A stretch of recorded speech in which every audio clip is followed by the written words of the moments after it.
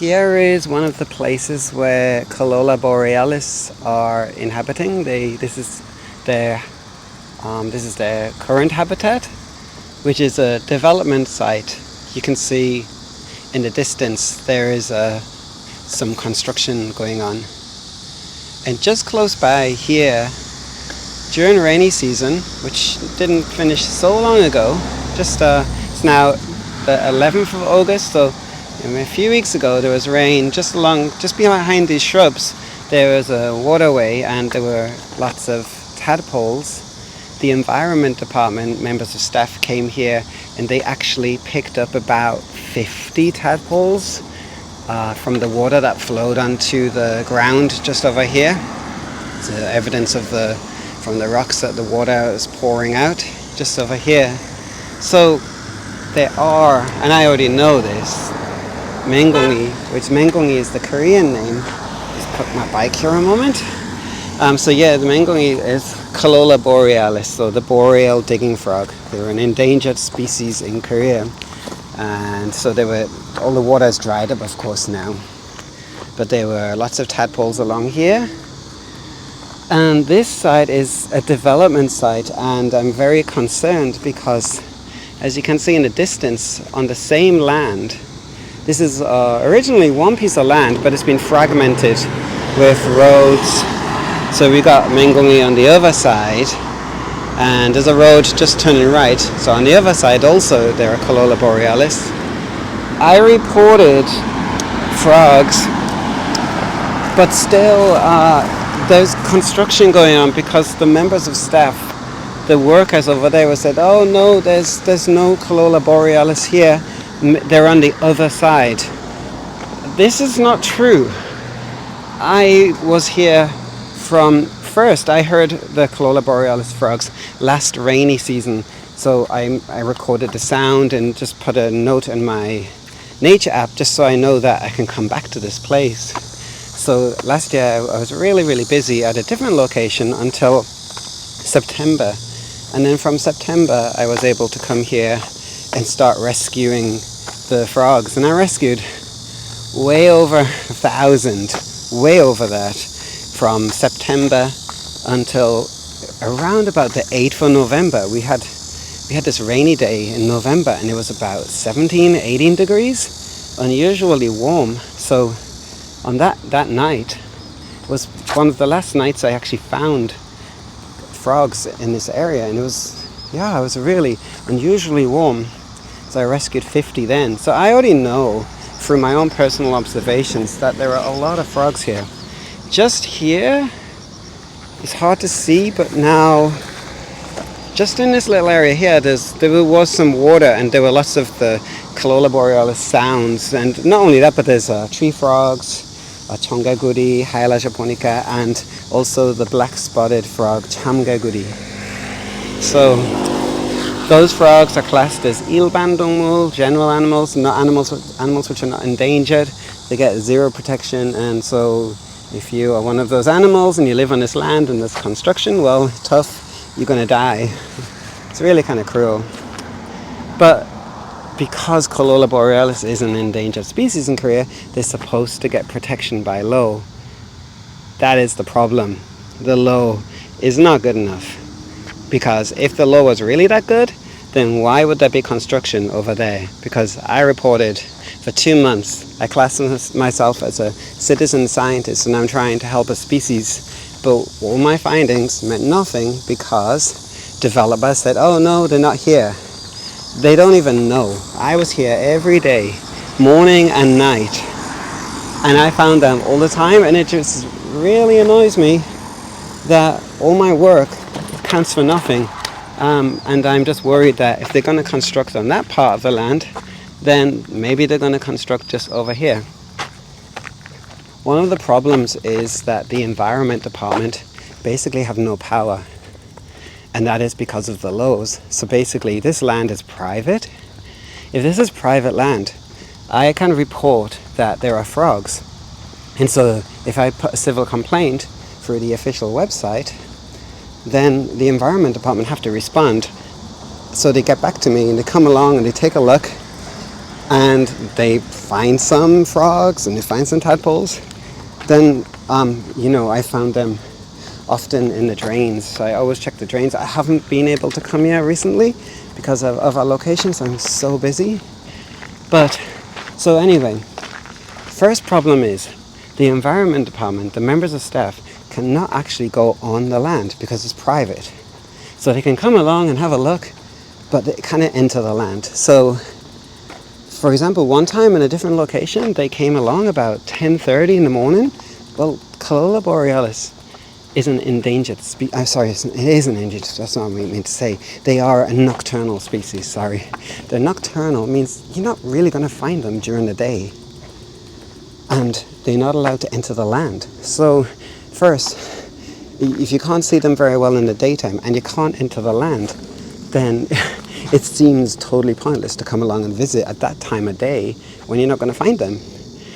Now, this is another problem. So on this side of the land, which has been split by a road, fragmented, and on this side of Kaloula Borealis, they have this blue fence. Well, it's not very good. The frogs can actually get out, mostly.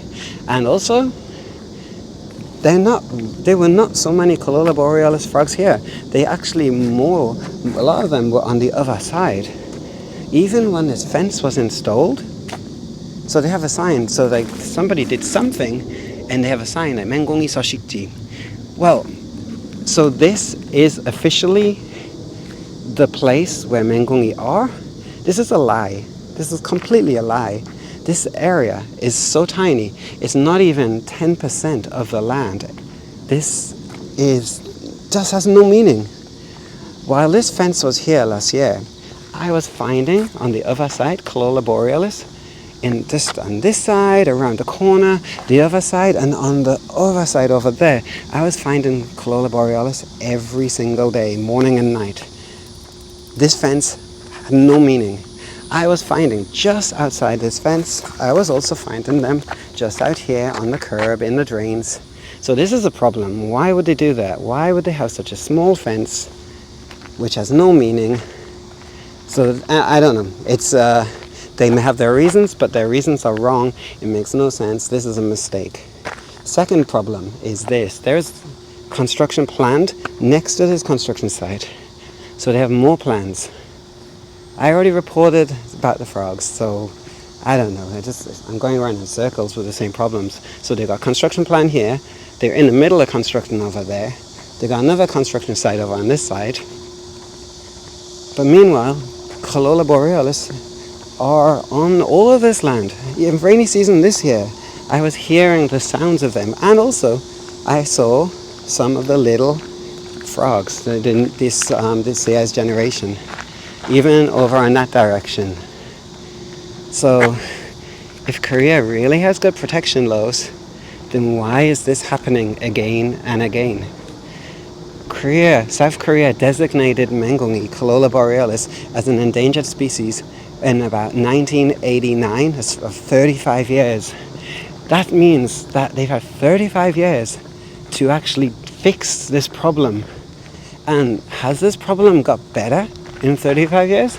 No, it hasn't. It's got worse. How can that happen? 35 years is a lot of time, and the problem hasn't got better. In Asan Jangjeri, which is where I'm living now, there are so many locations, all of them development sites, where this frog is living. It's just, I don't have words to describe how ridiculous this whole thing is. That who makes these decisions? Why aren't people learning from their mistakes? Why are protection laws so weak? And why is it so easy just to ignore the problem? I know the answer to that is a rhetorical question, really, isn't it? Because, of course, the reason they can ignore the problem is because the law is so weak. Here is a scenario. Let's imagine I am a landowner, and maybe I'd have no interest in nature, and I just want to use this land to develop so I can have some new building, I can make some money. So if the Environment Department report that there are endangered frogs, well, they can tell me what to do. They can strongly recommend, but they can't make me do it. I can just ignore it. I can be like, I didn't find any frogs here. So, and because it's private land, nobody can come along and check. Nobody's allowed on the land. This is not a good law. This is not a good system. And it's basically giving power to the landowner just to ignore the law. That has to change. The law must change. If the law doesn't change, then Kaloula Borealis is going to become extinct in this area. And not just that, they're currently grade 2 on the endangered list. I think that if things don't change, they will become grade 1, the same as a particular kind of tree frog, Suwon chongaguri. Honestly, that if the system does not change, if people don't review the law and make some form of change, then I think that we got no hope in protecting the species. We've had 35 years in Korea to make a change. So this place alone just shows me there are so many problems. So last year when I was walking around here, I would walk around on this side of the road and that side of the road, and you would just find frogs everywhere, just sitting down by the curb because they couldn't climb, just outside the construction site. So they've been constructing since maybe late last year. I reported before the fence went up. As the fence was being installed, I reported. It's like my voice isn't heard, and it's like the animals aren't really important, because number one is development and the economy. So I was finding frogs on both sides, on that side over there, outside, right outside the construction site too. Yet the people who work here were like, no, there's no Kaloula Borealis here. And when I showed them a picture, I showed them my findings. They're like, oh, isn't that a toad? The gobby? I was like, no, it's not. They just think of any excuses they can because they just want to construct. And I get it. But protection is the law. So not following the law, isn't that illegal? And so they're going to be working on the land here. I saw them doing some surveying for construction. So they'll be working and constructing here very soon. This area is a symbol of the problem. The same thing will be happening in many of our locations too. This is not an isolated incident. This is widespread. This is a fundamental problem in South Korea with protection of animals. Okay, so I'm just going to go through a tunnel. This is Budang Tunnel. It's not far from my home, and in this area as well, just through the tunnel, there is a construction site where I heard Kaloula Borealis. I didn't see them with my eyes, but I heard them, and if you hear the sound, obviously there are frogs there. So I've already reported a civil complaint, and they didn't find any, of course, because they came during the day, and they're not allowed to enter the land. But that is the problem. But there is another problem here, because this area, let me stop my bike. Okay, this area is right next to a part of the forest. So in autumn time and winter time, so the frogs will go up there to hibernate. Okay, let me get off the bike and I can show you. But we just create more and more obstacles for frogs. First, you can see just here, there's this big drain, waterway, and the frogs get stuck in there. It's really hard for them to climb. It's hard for them to go back off this land, all the way back up here. And so originally, probably, before there was development, this was probably a field, and maybe there was during rainy season, there would be water in puddles.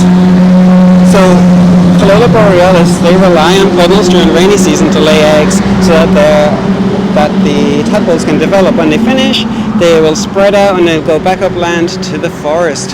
Well, we've made a problem because now they can't do that. Yeah, this is really deep and it's really not good. We just don't develop with nature in mind. We just don't think about the animals. There is no consideration whatsoever. This is a really big problem, and I don't know, it feels like I'm tearing my hair out. I'm getting frustrated and trying to help animals, but yeah, we just don't think about nature.